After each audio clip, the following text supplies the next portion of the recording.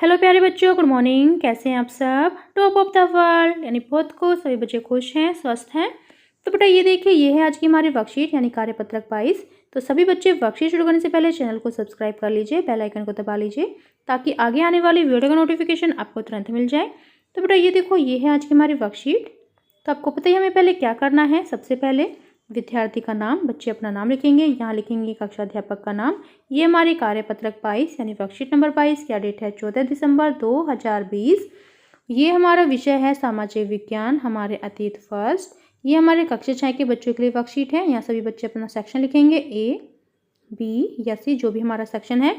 फिर नेक्स्ट देखो, यहाँ पर है अध्याय 7, नए प्रश्न नए विचार संघ। तो चलिए पढ़ते हैं। आज हमें संघ के बारे में पढ़ना है।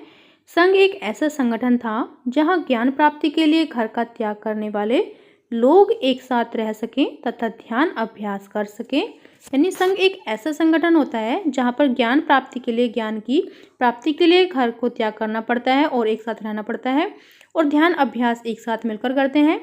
संघ में रहने वाले बौद्ध भिक्षुओं के लिए बनाए गए नियम विनय पिटक नामक ग्रंथ में मिलते हैं। यानी जो संघ में लोग रहते थे, बौद्ध भिक्षुओं के लिए जो बनाए गए नियम थे, वो जो विनय पिटक नामक ग्रंथ है उसमें मिलते हैं।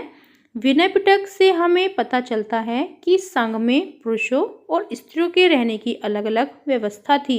यानी जो विनय पिटक नामक ग्रंथ है उससे हमें पता चलता है कि जो संघ में स्त्री और पुरुष रहते थे उनके लिए अलग अलग रहने की व्यवस्था होती थी। तो नेक्स्ट क्या है, नेक्स्ट देखते हैं। फिर देखो, संघ में प्रवेश लेने वाले स्त्री पुरुष बहुत सादा जीवन जीते थे।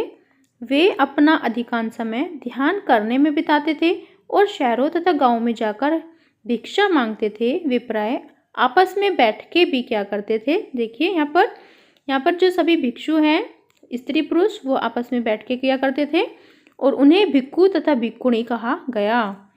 नेक्स्ट देखो, सभी व्यक्ति संघ में प्रवेश ले सकते थे। हालांकि संघ में प्रवेश के लिए बच्चों को अपने माता पिता से, दासों को अपने स्वामी से, राजा के यहाँ काम करने वाले लोगों को राजा से तथा कर्जदारों को अपने देनदारों से अनुमति लेनी होती थी।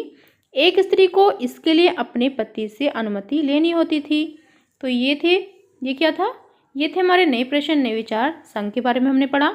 तो चलिए इनके प्रश्न देखते हैं। प्रश्न नंबर 1, संघ किन लोगों के लिए बनाया गया था? तो चलिए देखते हैं इसका आंसर। ये हमारे प्रश्न नंबर 1 का आंसर है। संघ एक ऐसा संगठन था जहां बौद्ध भिक्षु ज्ञान प्राप्ति के लिए घर का त्याग करके एक साथ रहते थे और ध्यान अभ्यास करते थे। ठीक है, ये अभी हमने पढ़ा था। फिर नेक्स्ट देखो, नेक्स्ट प्रश्न क्या है।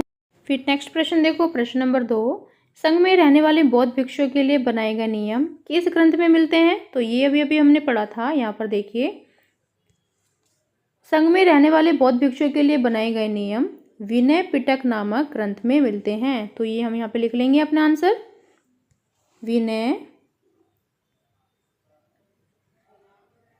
पिटक, विनय पिटक ग्रंथ।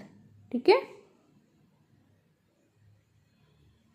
तो यहाँ से लिखेंगे कि संघ में रहने वाले बौद्ध भिक्षुओं के लिए जो बनाए गए नियम हैं विनय पिटक नामक ग्रंथ में मिलते हैं। ठीक है, फिर नेक्स्ट देखो, प्रश्न नंबर 3 क्या है। संघ में प्रवेश लेने वाले व्यक्ति कैसा जीवन जीते थे? यानी बहुत सीधा साधा। तो अभी हमने पढ़ा था, यहाँ पर देखिए, संघ में प्रवेश लेने वाले व्यक्ति यानी स्त्री पुरुष बहुत सादा जीवन जीते थे। वे अपना अधिकांश समय ध्यान करने में बिताते थे और शहरों तथा गांवों में जाकर भिक्षा मांगते थे। तो ये हो गया हमारे प्रश्न नंबर 3 का आंसर। ठीक है, यहाँ से लेकर यहाँ तक आप लिख लेंगे। फिर नेक्स्ट क्या है, नेक्स्ट देखते हैं।